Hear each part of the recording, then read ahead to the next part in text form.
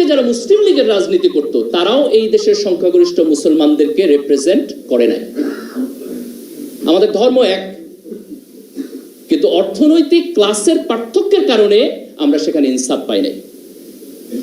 ইনসাফ না পাওয়ার কারণে এই দেশের সংখ্যাগরিষ্ঠ মুসলমান 1971 সালে তাদের বিপক্ষে যুদ্ধ করেছে। 1970 সালের যে নির্বাচন, আওয়ামী লীগের এজেন্ডার মধ্যে বাংলাদেশের স্বাধীনতা ছিল না। আওয়ামী লীগ স্বাধীনতা চাইছে না স্বায়ত্তশাসন চাইছে? 25শে মার্চে যখন এখানে সেনাবাহিনী ডিপ্লয় হয়েছে, শেখ মুজিবুর রহমান কি স্বাধীনতার ঘোষণা দিয়ে গেছেন? দেন নাই। তাহলে আওয়ামী লীগের যে রাজনীতি 1970 পর্যন্ত ছিল, সেটি ছিল 6 দফার রাজনীতি, সেটি ছিল স্বায়ত্তশাসনের রাজনীতি।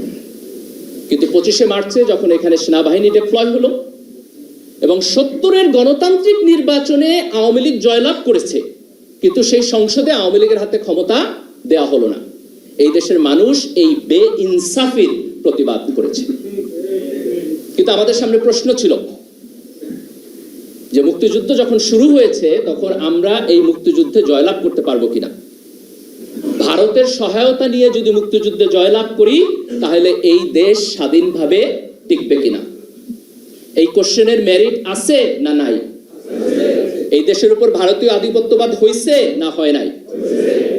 আমাদের দুইটা অপশন ছিল। একটা অপশন যে ঠিক আছে, আমরা পাকিস্তানের বেইনসাফির মধ্যে থাকবো ভারতের আধিপত্যবাদের ভয়ে। আমাদের রাজনীতিবিদদের মধ্যে কেউ কেউ এটাকে রাইট মনে করেছেন, কিন্তু এই দেশের সংখ্যাগরিষ্ঠ জনগণ, এই দেশের তরুণ জনগণ, তারা পাকিস্তানের বিপক্ষেও যুদ্ধ করতে চাইছে, ভারতের আধিপত্যবাদের বিপক্ষেও যুদ্ধ করতে চেয়েছে। এই কারণে আমাদের সংগ্রাম 71-এ শেষ হয় নাই। আমাদের সংগ্রাম 24-এ এসে ভারত এবং পাকিস্তান উভয়ের আধিপত্যবাদের বিপক্ষে দাঁড়িয়ে আমরা সত্যিকারের বাংলাদেশী হয়ে উঠেছি। 71-এর মুক্তিযুদ্ধ ইসলামের বিপক্ষে হয় নাই। শামসুর রহমান তো সেকুলার কবি, উনিও তো লিখছেন যে স্বাধীনতা তুমি পিতার উদার জায়নামাজের কোমল জমিন। এই দেশের মুক্তিযোদ্ধারা মুক্তিযুদ্ধ করছে, নামাজ পড়ছে। এই দেশের মুক্তিযোদ্ধারা মুক্তিযুদ্ধ করছে, আল্লাহর কাছে বিজয়ের জন্য প্রার্থনা করছে, দোয়া করছে। কিন্তু স্বাধীনতার পরে এই দেশে আওয়ামী লীগ, শেখ পরিবার, কিছু বাম রাজনীতিবিদ, তারা মুক্তিযুদ্ধের ইতিহাসকে মনোপলি করেছে। 72-এর সংবিধানে তারা সেকুলারিজম আনছে। 70-এর নির্বাচনে আওয়ামী লীগের যে 6 দফা কর্মসূচি, আওয়ামী লীগের যে নির্বাচনী ইশতেহার, আওয়ামী লীগের যে নির্বাচনী প্রচারণা, তার কোথাও সেকুলারিজম শব্দ আপনি 1000 বার খুঁজলেও পাবেন না। তাহলে 72-এর সংবিধানে সেকুলারিজম আসলো কোথা থেকে? 72-এর সংবিধানে সমাজতন্ত্র আসছে। আওয়ামী লীগ কিছু কিছু জায়গায় সমাজতন্ত্র বলছে, কিন্তু সেটা বলছে সামাজিক ন্যায় বিচার অর্থে, অর্থনৈতিক ন্যায় বিচার অর্থে। তাহলে 72-এর সংবিধানে তারা যেভাবে সমাজতন্ত্র লিখেছে সেটিও মুক্তিযুদ্ধের চেতনা ছিল না। বাঙালি জাতীয়তাবাদ তো ছিলই না। এই দেশে তো শুধু বাঙালিরা বসবাস করে না। পশ্চিমবঙ্গের বাঙালি এবং বাংলাদেশের বাঙালি, তাদের দুইজনের রাজনৈতিক অভিমুখ কি এক? তাদের রাজনৈতিক চিন্তা এক? তাহলে বাঙালি জাতীয়তাবাদ আমার আদর্শ কিভাবে হয়? তাহলে ধর্মনিরপেক্ষতা আমার আদর্শ না, সমাজতন্ত্র আমার আদর্শ না, বাঙালি জাতীয়তাবাদ আমার আদর্শ না, কিন্তু আমার সংবিধানে তার সবকিছুই আসছে। তাহলে আওয়ামী লীগ সর্বপ্রথম 72-এর সংবিধানের মধ্য দিয়ে এই মনোপলি করেছে। তারপরে 75-এ তারা গণতন্ত্র থেকে সরাসরি চলে গেল এক দল, এক দেশ, এক নেতা বাকশালে। দেখেন এটা কত বড় আইরনি। 1970 সালের নির্বাচনে, গণতান্ত্রিক নির্বাচনে আওয়ামী লীগ জিতলো। সেই নির্বাচনের ফলাফল পশ্চিম পাকিস্তান মানল না বলে আমরা মুক্তিযুদ্ধ করলাম। আর সেই মুক্তিযুদ্ধের মধ্য দিয়ে যে সরকার হইল, সেই মুক্তিযুদ্ধের যিনি নেতৃত্ব দিলেন, সেই শেখ মুজিব 1975 সালে সেই গণতন্ত্রকে বাদ দিয়ে উনি বাকশাল প্রতিষ্ঠা করলেন। এটা আমাদের জাতিগত শেম, এটা আমাদের জাতিগত শেম 1975 সালে যেটি হয়েছে। কিন্তু ইতিহাসের পরিক্রমা উনি বাকশাল কন্টিনিউ করতে পারলেন না। ওনার এই যে ঐতিহাসিক আকাঙ্ক্ষা, এই অসমাপ্ত আকাঙ্ক্ষাকে কন্টিনিউ করলেন তার মেয়ে। আমার একটা আফসোস যে শেখ মুজিবুর রহমানের প্রতি 75-এর যে বাকশাল, এটার কারণে ওনার সমালোচনা আছে, কিন্তু ওনার প্রতি আমার শ্রদ্ধাও আছে। উনি মুক্তিযুদ্ধের নেতৃত্ব দিচ্ছেন।